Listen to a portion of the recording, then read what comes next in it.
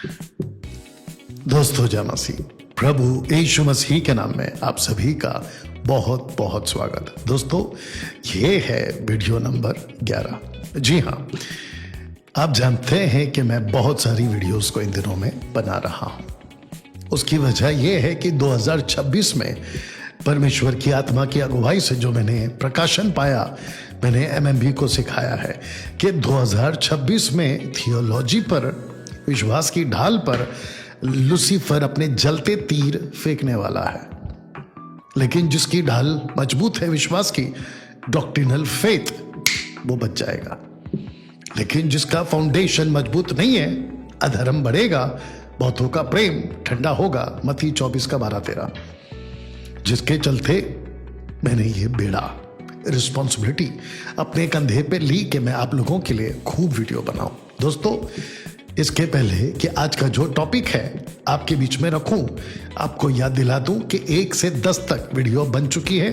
Facebook, YouTube, Instagram पर उपलब्ध है। यूट्यूब पे अगर आप लोग अभी देख रहे हैं तो आपको कुछ नहीं करना है, प्लेलिस्ट में जाना है। 1 से लेके 10 तक आप जुड़ जाएगी। 11वीं आपको लाइन से मिल जाएगा।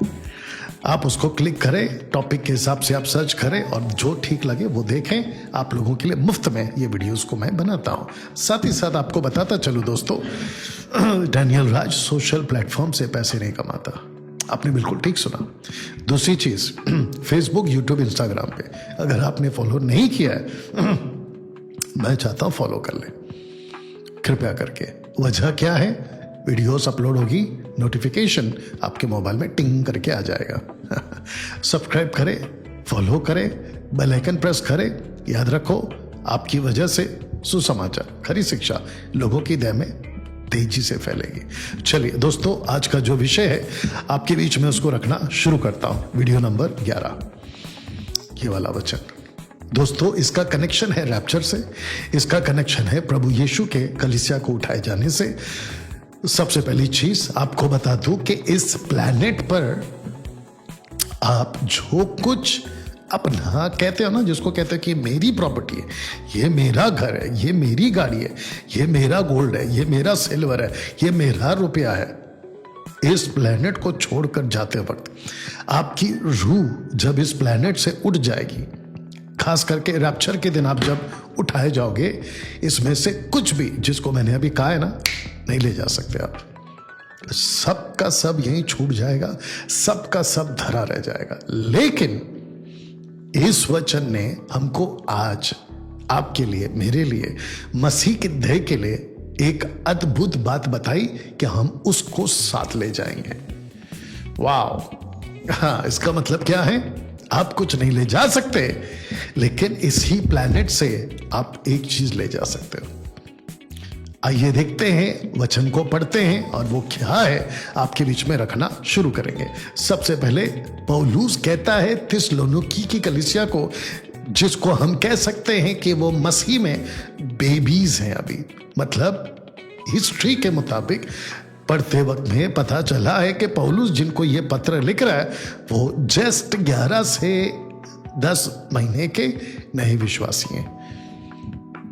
उनको कहता है, और क्या कहता है कि भला हमारी आशा या आनंद या बड़ाई का मुकुट क्या है? क्राउन, मुकुट क्या है? फिर आगे पढ़ते, क्या हमारे प्रभु यीशु के सम्मुख उसके आने के समय गुप्त आगमन, माफ करना, गुप्त आगमन, रैप्चर, सीक्रेट वाला, ठीक है, नॉट पब्लिक वाला, उसके आने के समय क्या तुम ही ना होंगे?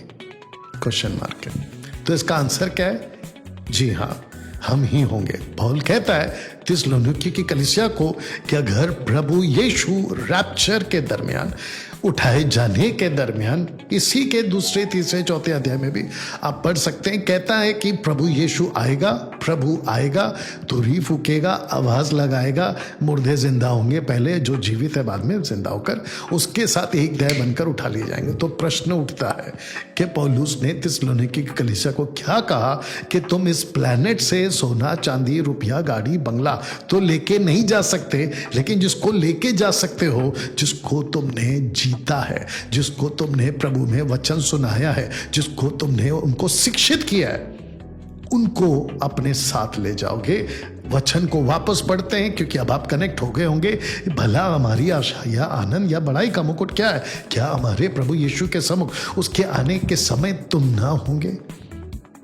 तो मैं इसको कल्पना कर सकता हूं, और मैं चाहता हूं आप ही करें कि जैसे ही प्रभु आवाज लगाएगा या फिर इशारा देगा, हम जो प्रभु में जिंदा हैं, जब उसके साथ में उठाए जा रहे होंगे, तो जिसको हमने टीच किया है, जिसको हमने एजुकेट किया है, वो भी साथ में जाएंगे। और वो जब साथ में जा रहे होंगे तो आप खुद कहोगे कि यस, तुम हो मेरी बड़ाई, तुम हो मेरी आशा, तुम हो मेरी मुकुट।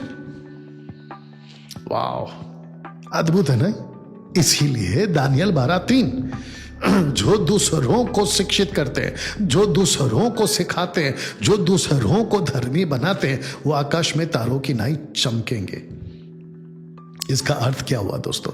इसका अर्थ यह हुआ कि आप लोगों को एजुकेट करना है वचन में।